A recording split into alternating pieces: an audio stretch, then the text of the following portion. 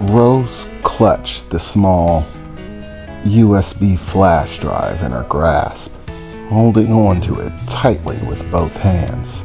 Far beyond anything she expected to feel in this moment, Rose was overcome with a sensation, a welling of very powerful emotions. Her lips began to press together as she did her best to try to control the emotions that were now beginning to spill out.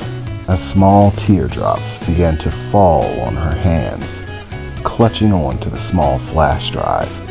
Here was such a small thing, so tiny, almost insignificant, and yet for her, the importance of such a thing, the knowledge that contained within this small device, was something that she had yearned for her entire life. To know her father. Rose couldn't help but start to sniffle as the tears continued to fall onto her hands. And without even thinking about it, she jumped into Jax's arms, hugging him tightly, still crying somewhat, pressing her face into the beat-up old jacket that he wore. Thank you so much," Rose said, trying to speak through the tears. "I mean, you have no idea how much. I don't even have words for it," Rose said, clutching tightly to him. "Don't sweat it, kid. I already told you, you don't owe me a thank you. And believe it or not, I understand how you feel. There was a portion of my life in which I had basically lost everything. I didn't know my mother or my father. I basically had nothing. I had no parents, no family, nothing to remember them, no memories to cling to. I was bitter about that for a long time. You never really know how much something means until it's so obvious that you don't have it, that it seems to dull everything else out. When I was a kid, I would have basically given anything to have even the slightest recollection of who my parents were. So take it from me, I understand." "So, you didn't know your parents?"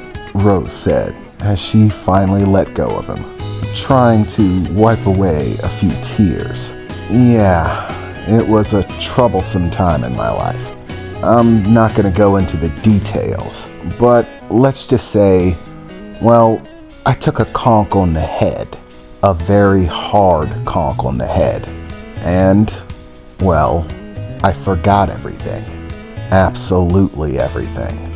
I was only about 10 years old at the time, but it was basically my whole life that just went poof, gone, just like that. And not only that, but I didn't have my family around to tell me what I'd lost. I didn't even know I had a family.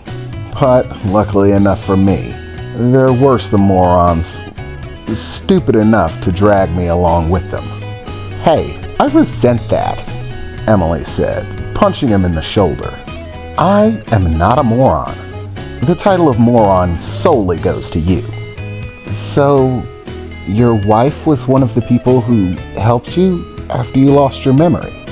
"Yeah, that's basically how we met. We were friends all the way back when I was a kid, just struggling to survive. I met up with Emily and another friend, and basically, from that point on, me and Emily have always known each other.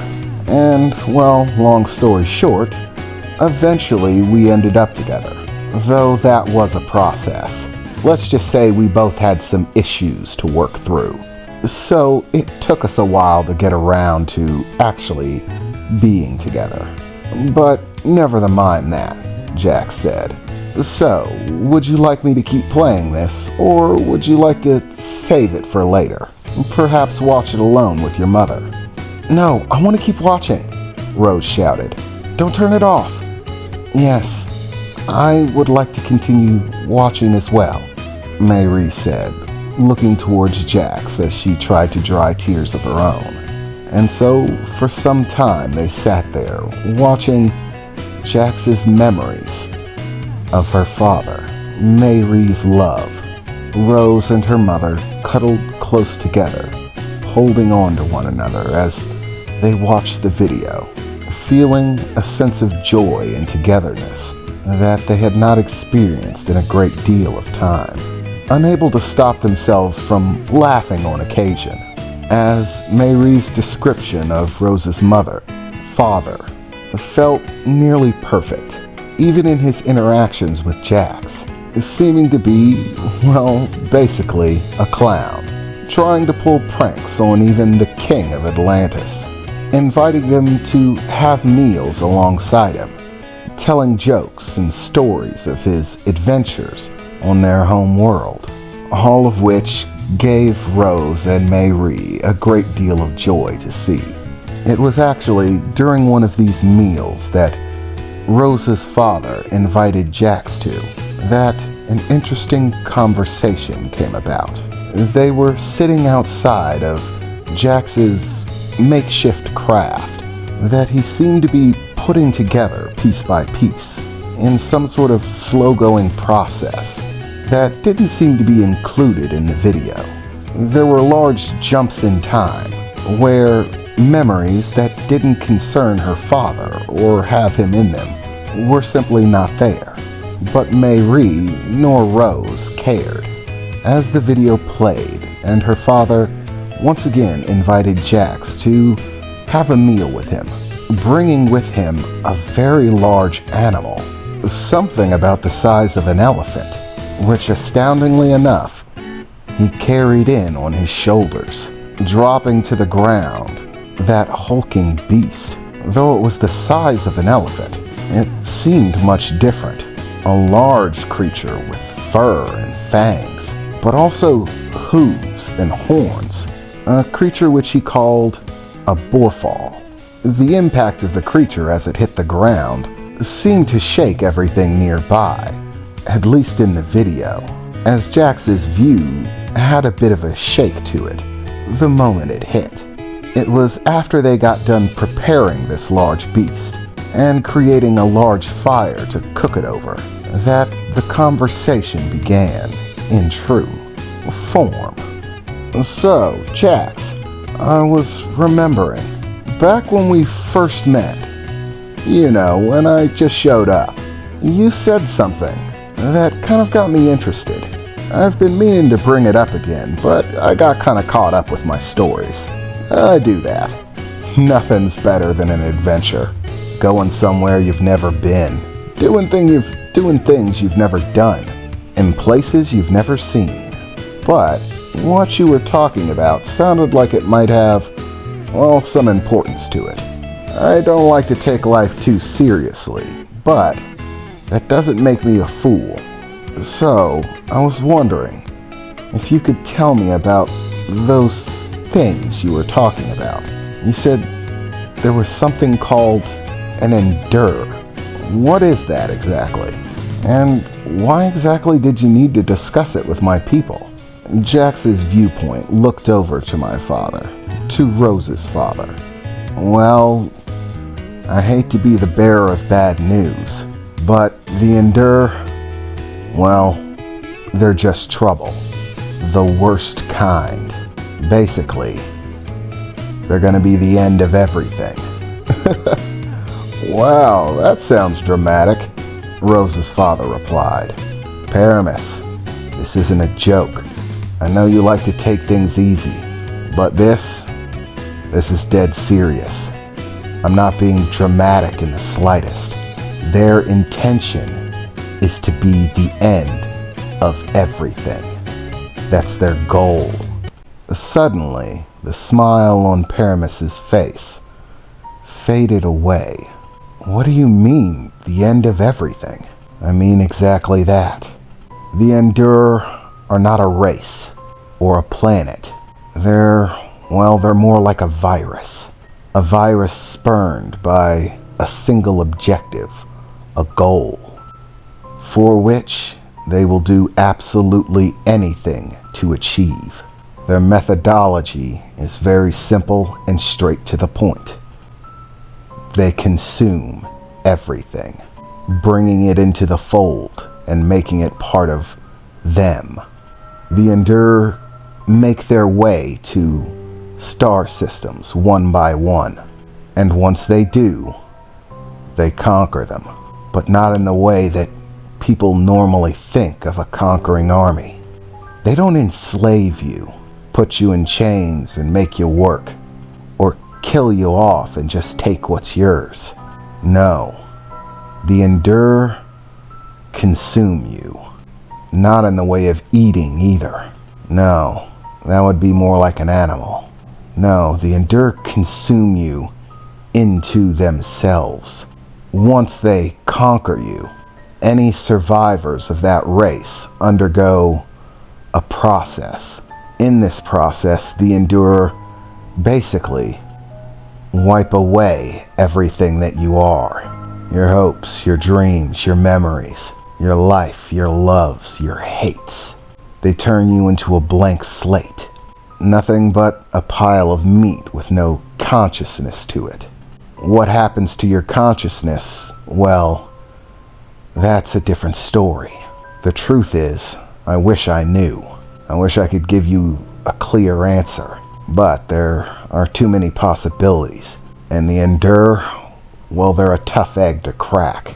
But regardless of what happens to your consciousness afterwards, what happens to your body is very clear. You become one of them. They replace your consciousness, putting a new one in its place. A consciousness that serves a single purpose, that has a single belief, and at all times works towards that belief. And exactly what kind of belief is that? Paragus replied. Well, that's actually the catch of it. The Endure actually believe they're trying to save the universe. That's their goal. What? Paramus replied. How can they think that they're saving the universe like that? Conquering entire worlds? Wiping people's minds away? How can that save anyone? Well, to the Endure, they believe that their objective is what's most important. The means that they use to go about it, well, they're simply acceptable to them. A requirement for what must be done in order to achieve that goal.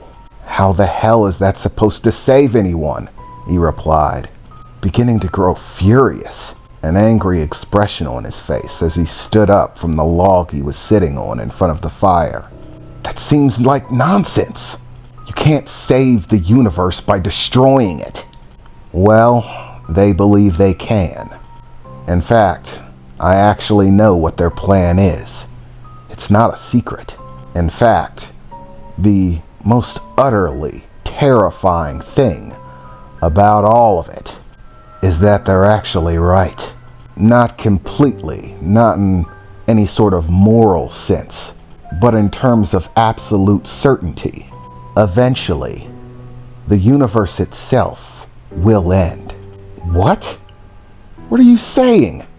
Paramus replied, looking at Jax angrily again, now seeming a bit more focused on how he was seeming to accept their rightness. Hey, don't get me wrong here. I'm not agreeing with these bastards by any stretch of the imagination.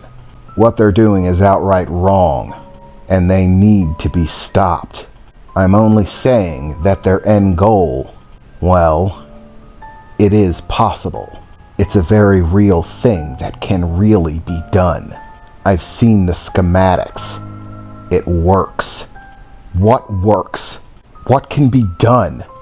The Endure's end goal is to save the universe. You see, the universe itself eventually dies, and like a phoenix, is reborn.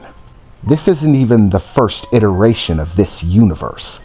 You see, there's something called the Big Bang.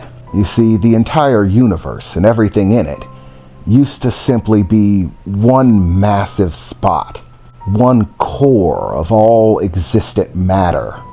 Everything in the universe is comprised from a small piece of that original massive singular point. That massive singular point exploded, or I should say explodes repeatedly. And once it does, it spreads out, all of the individual pieces starting to gather on their own as it spreads, becoming the stars, the planets, the asteroid fields, the nebulas, everything that comprises the universe itself. And everything is good, so long as the inertia from that original explosion continues to spread outward. But it doesn't continue forever. Even if it lasts trillions upon trillions of years, eventually the inertia fades. And when that happens, everything starts pouring back towards the center. Once again, it's a long and ongoing process that's going to take an exceptionally large amount of time. But eventually, it'll all collapse. Everything in the universe will pour back to the central point that it came from. Planets and stars collapsing, colliding in on each other, pouring into that center point. All of them destroyed, and a hail of fire and destruction and gravitational forces so powerful that nothing can withstand it, until the entire universe is one single point again. That's it. The end. The end of everything. Of all life, of all existence within this universe. It all goes back to zero. And then it starts again. Once all things are gathered into that central point. Once again, the center explodes. And the universe is reborn once more. Starting over from scratch. Again, and again, and again. This is the process of the universe. Destruction and rebirth. The Endur's goal is to end that cycle. To make this universe, and all that exists within it, immortal. Beyond time. Beyond decay or age. Their end goal is to turn everything in this universe into one massive machine, the design of which, well, I couldn't explain it to you if I wanted. It's simply too complex. Trust me, even with all the processing power that I can muster, it's almost impossible to sustain an understanding of it. So all I can really tell you for certain is that I verified that it is functional, that it'll work. Once the Endur conquer everything, consume every star system, and are officially the only thing left in existence, then they will reforge the universe, moving planets and star systems out of their placement and coordinating them, using all of the forces of the universe itself to construct it, put it into a design, a pattern, elements that play off of one another in ways that create power like you wouldn't believe, all of them stacking on top of each other until the machine is complete. At that point, our universe will become immortal, self-sustaining, no longer a ticking clock that will eventually run out. No, it will continue to exist in a singular state without change or alteration, ever. And in order to achieve that goal, the Endur believe that everything is inconsequential. Free will, self-expression, the existence of the self itself. It's all meaningless to them, inconsequential to what they hope to create. Dear God, I think that that's the most horrifying thing that I've ever heard, Paramus said, slumping back down into his seat on that rickety log. I think I feel sick to my stomach. Yeah, trust me, I know the feeling, Jax replied. So, how long? Paramus said, staring down at the ground with an intense expression of focus, no longer humorous in nature. How long before they come here? Well, that's the hard thing to tell, Jax replied. My best estimate? Probably about 30 years. The Endure go through processes, points at which they make radical movement. They gather force and then move outward, expanding.